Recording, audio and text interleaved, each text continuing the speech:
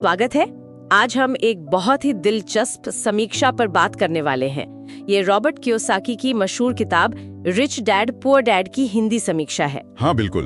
और ये समीक्षा कियोसाकी के दो पिताओं की कहानी के जरिए पैसे को लेकर जो दो बिल्कुल अलग नजरिए हैं उन्हें सामने रखती है। हाँ, एक उनके अपने पिता, वो अकादमिक थे जिन्हें किताब में पुअर डैड कहा गया है, और दूसरे उनके दोस्त के पिता जो एक उद्यमी थे, मतलब रिच डैड। तो आज हम इसी समीक्षा का क्या कहते हैं विश्लेषण करेंगे और देखेंगे कि इसके मुख्य निष्कर्ष क्या हैं। बिल्कुल। और ये समीक्षा सिर्फ कहानी नहीं दोहराती, ये खास तौर पर इस बात पर रोशनी डालती है कि कियोसाकी के विचार हमारी पारंपरिक भारतीय सोच को कैसे चुनौती देते हैं। अच्छा, किस तरह की पारंपरिक सोच? वही मतलब कि अच्छी पढ़ाई करो, एक सुरक्षित नौकरी पालो, बस यही सफलता है।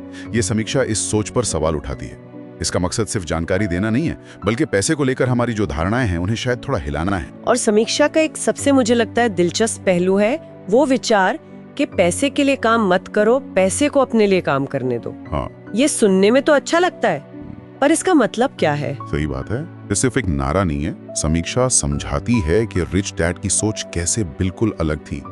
वो जो आम सोच है ना, नौकरी करो, पैसा बचाओ, हाँ। उससे एकदम हटकर उनका ध्यान लगातार ऐसी संपत्ति मतलब एसेट्स बनाने पर था जो बिना उनके एक्टिवली काम किए भी पैसा कमा कर दें। यहीं पर वो एसेट्स और लायबिलिटीज वाली बात आती है ना? बिल्कुल। और समीक्षा ऐसे बड़े व्यावहारिक अंदाज में समझाती है, मतलब किताबी परिभाषाओं से आगे बढ़कर। वो बताती है कि हम भारतीय लोग अक्सर रोजमर्रा की चीजों को लेकर कैसे धोखा खा जाते हैं। जैसे अपना घर या गाड़ी। हम सोचते हैं ये हमारी संपत्ति है, एसेट है।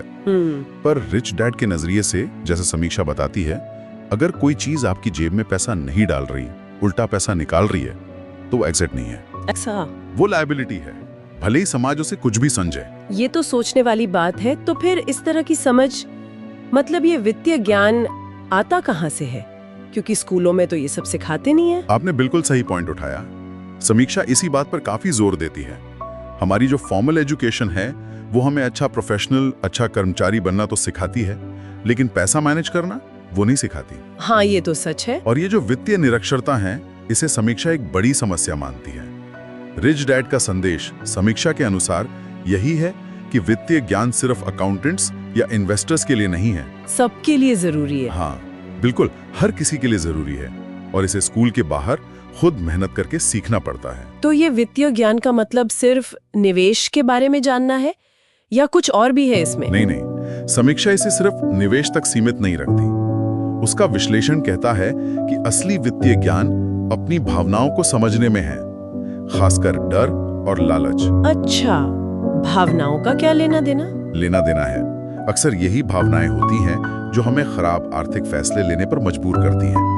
समीक्षा ये भी कहती है कि जोखिम लेने और असफलता से सीखने की मानसिकता बनाना जरूरी है, जो पुअर डैड की सुरक्षित रास्ते वाली सोच से एकदम अलग थी। ये दिलचस्प है।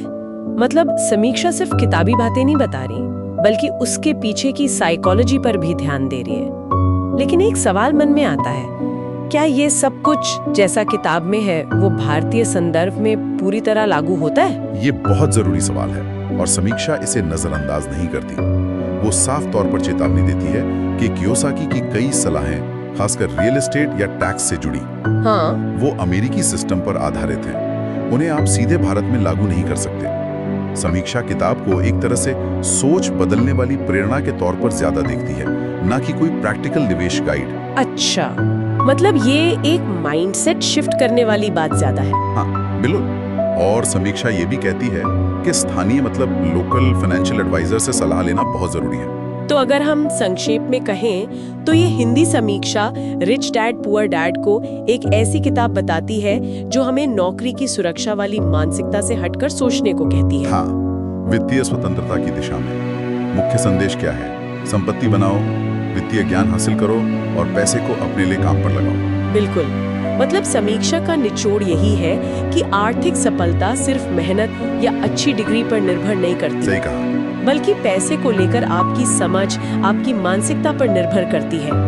ये उन पुरानी धारणाओं पर सवाल उठाती है जिन्हें हम अक्सर बिना सोचे समझे मान लेते हैं। तो कुल मिलाकर ये समीक्षा उन लोगों के लिए काफी उपयोगी हो सकती है जो अपनी आर्थिक सोच को एक नई, शायद बेहतर दिशा देना चाहते हैं। हाँ, निश्चित रूप से।